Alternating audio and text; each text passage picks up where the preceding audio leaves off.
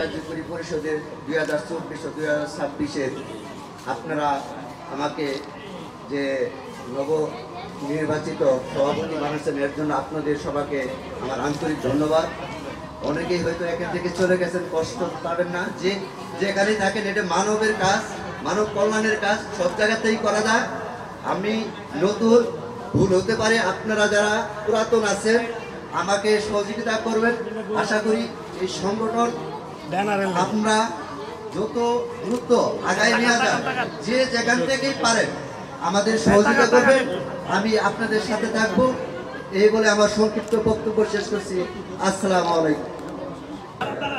আজকে নবনির্বাচিত কমিটি যারা আছেন তারা মঞ্চে চলে আসেন। আমাদের ধর্ম বিষয়ক সম্পাদক সাবেকের মধ্যে এখন ফুল করে দিবেন আমাদের ঢাকা জেলা সভাপতি সেক্রেটারি আনোয়ার হোসেন ভাই, আমাদের সভাপতিকে।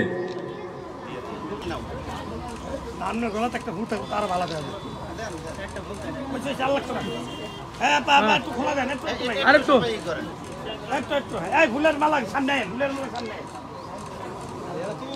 ছবি তুলি সুন্দর করে।